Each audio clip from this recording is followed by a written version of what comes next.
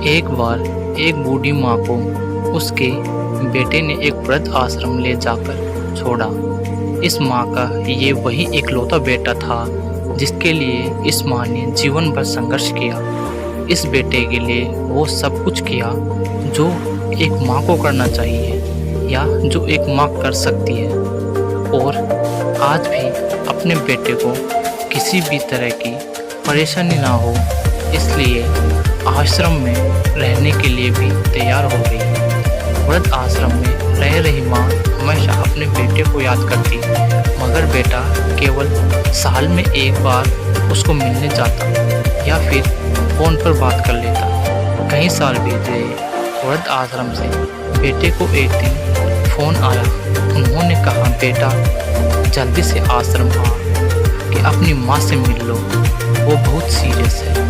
बेटा जब अपनी बीमार माँ के पास पहुँचा तब वह अपनी आखिरी सांसें गिन रही थी। बेटे ने अपनी माँ से उसकी आखिरी इच्छा पूछते हुए कहा, माँ मैं तुम्हारे लिए क्या कर सकता हूँ, बताओ। माँ ने कहा, बेटा इस आश्रम में गर्मी और मच्छर बहुत ज़्यादा है, यहाँ पर कुछ पंखे लगवा देना। फ्रिज ना होने की वजह से यहाँ पर हम बूढ़ों को कई बार भूखे पेट ही सोना पड़ता है, क्योंकि किसी ने दिया हुआ खाना खराब होने से नहीं बचा पाते। तो इस आश्रम के लिए एक दो फ्रिज भी खरीद कर दे देना। बेटे ने अपनी माँ की सारी बात सुनी और अपनी माँ से पूछा, आपने इतने साल यहाँ पर निकाल दिए हैं, पर आपने कभी भी यह बात मुझसे नहीं कही, और अब जब आपके पास टाइम नहीं बचा है तब आप यह सब कह रही हैं, ऐसा क्यों?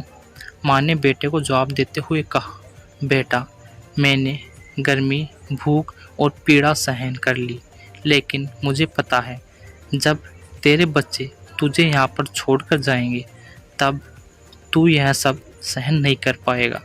इसलिए तेरी सुविधा के लिए मैं तुझे यह सब लगाने के लिए कह रही हूँ।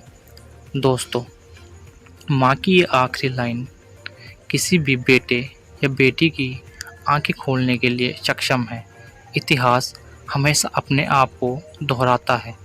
अगर आप चाहते हैं कि आपके साथ अच्छा व्यवहार हो तो आपको भी दूसरों के साथ वैसा ही व्यवहार करना पड़ेगा। जैसी करनी वैसी भरनी।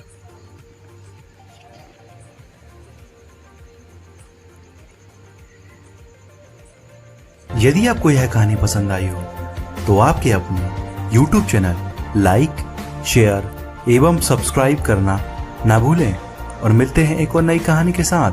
तब तक आप अपना और अपने परिवार का ध्यान रखें। धन्यवाद।